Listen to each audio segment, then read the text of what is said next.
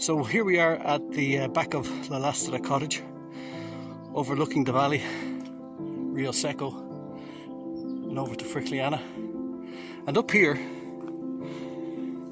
are a couple of lime kilns. Calera is what they're called in Spanish. And these pits were used to burn limestone in. And this is unusual, this place, because there are two of them very close to each other, which would indicate maybe that they were used for commercial purposes, almost like a little paint factory. Because when you burn limestone, and there's limestone everywhere, if you burn it for 72 hours, 3 days and 3 nights, it ends up very much like this, a big piece of very, very fine chalk, which breaks up and can be pulverized into dust, into a dirt or a powder very quickly. And then it's bagged into paper bags and it's sold. And people can then mix water with the powder to create a paint. Or if you mix less water, you have a lovely mortar. But that's what limestone does. So these things are called Calera, and they were used for centuries to make the paint, to paint the white villages.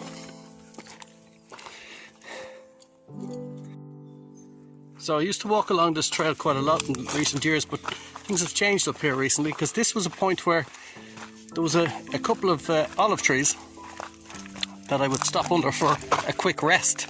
Bees were here, remember? And there were some beehives here too. But they've been cut right back now. And the vista is magnificent. I think, Phil, I'll have me cup of coffee here. Yeah,